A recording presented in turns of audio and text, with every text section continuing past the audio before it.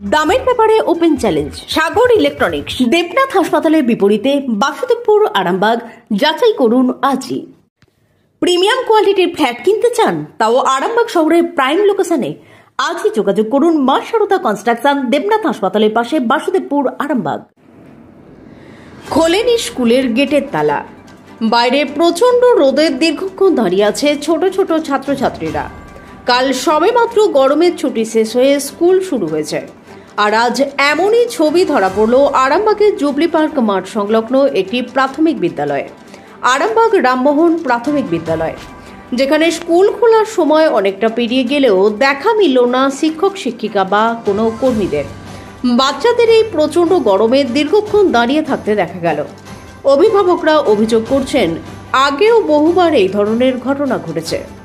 যদিও এ বিষয়ে অভিযোগ অস্বীকার করেছেন স্কুলের শিক্ষক শিক্ষিকারা। এ বিষয়ে কি জানা যাচ্ছে, দেখুন বিস্তারিত। কটা বাজে বলুন? এখন কটা বাজে? আমি তো শুনলাম 10:40 থেকে ক্লাস, কিন্তু এখনো পর্যন্ত তো স্যাররাই এসে পৌঁছায়নি। কি দেখলেন ওখানে? গেট কি খোলা? গেট তো বন্ধ করাই আছে, এখনো তো খোলা। ছাত্ররা ব্যাগে লাইন দিয়ে রেখেছে, ব্যাগ দিয়ে সব লাইন দেয়াই আছে। আপনি কতক্ষণ অপেক্ষা করছেন?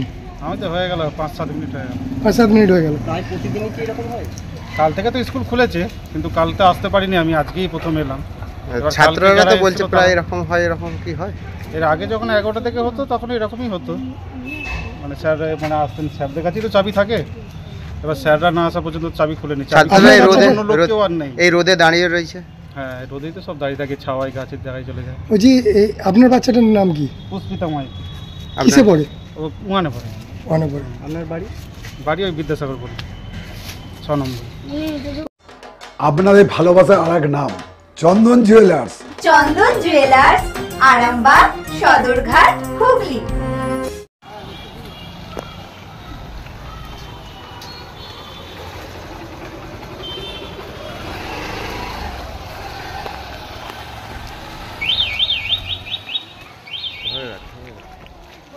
ওদের যেতে হবে না, ও গেট খুলুক।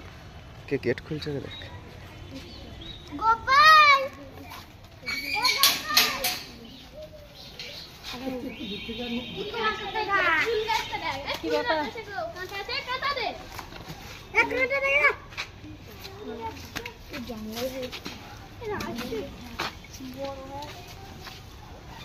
বলছেন ম্যাডাম, আপনি কিসের কাজ করেন এখানে? টিচার? কটা বাজে এখন? কটা বাজে? 10:40। 10টা কথা দেখুন একবার দিয়ে। এখন গেট খুলছেন কেন? বাচ্চারা তো রোদে দাঁড়িয়ে রয়েছে, কি বলবেন? বাচ্চারা রোদে দাঁড়িয়ে রয়েছে, কিছু বলবেন না? সেই থেকে দাঁড়িয়ে ছিল, কিছু বলবেন না? মানে কটা বাজে এখন স্যার যদি বলেন? 10টা, তোমার ঘড়িতে 10:44 বাজছে। এখন আমি গিয়েছিলাম এসডি অফিস, দেখবে সেখানে। না বলুন এসো আমার সঙ্গে। না বলুন না, তুমি আমার সঙ্গে এসো। বলুন না। এই যে উঠোনটা দেখছো, এই উঠোনটা ছেলেদের খেলার জায়গা। এই উঠোনটা কেটে পায়খানা ঘর করা হয়েছিল। আমি গিয়েছিলাম যে এইখানটা দেখো, এই ইটগুলো পর্যন্ত তুলে নিয়েছেন, কি বুঝলে? এবার আমি গিয়েছিলাম যে ওই দেবনাথবাবুর সঙ্গে দেখা করবো বলে, তিনি এখন এসে পৌঁছাননি। এবার এইখানটায় পায়খানা করা হয়েছিল। এবার এই ইটগুলোকে যদি না বসানো হয়, তাহলে কিন্তু আগামী দিনে কিন্তু খুব ভয়ঙ্কর অবস্থা। আজকে কি জন্য এত দেরি হয়ে গেল? এই স্কুলের গেট আমি ওখান দিয়ে হয়ে এলাম। তাহলে স্কুলের গেটটা তাহলে অন্য কাউকে খোলেনি কেন? হেড স্যার অসুস্থ, তিনি আসতে পারেননি। ম্যাডাম এসে এই খুললেন, 4 মিনিট আমাদের লেট হয়েছে। হেড স্যারের নামটা কি? অরুণ কুমার ঘোষ। এই ছাত্ররা গেটের বাইরে রোদে দাঁড়িয়ে রয়েছে, বাচ্চা। শোনো, কি বলবেন? বলি না, কি বলবেন? আমি সেটাই বলছি। সেটা অবশ্যই কিন্তু আমাদের সময়গুলো অবশ্যই দরকার, নো ডাউট, কোনো অসুবিধা নেই।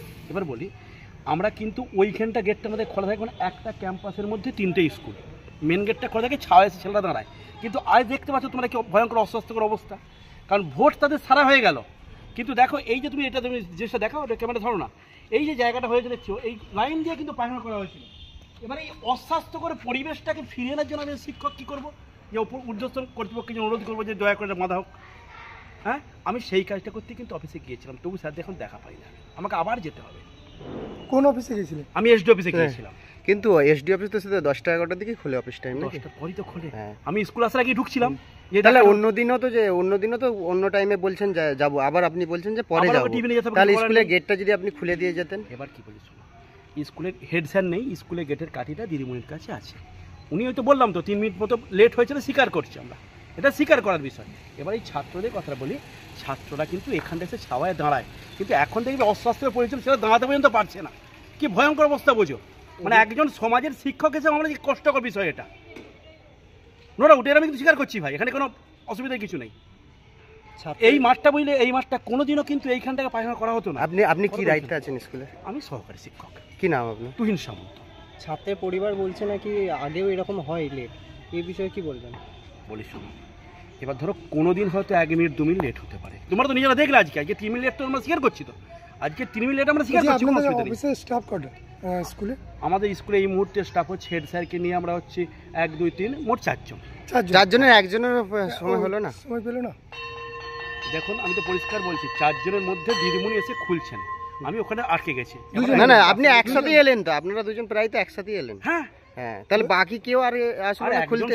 একজন স্টাফ তিনি এসে পৌঁছাননি, এখন পৌঁছে যাবে, এরকম প্রায় ঘটে বলছে আমাদের কথা। ম্যাডাম তিনি এখনো আসেননি, এসে যাবেন হয়তো তিনি এখনই।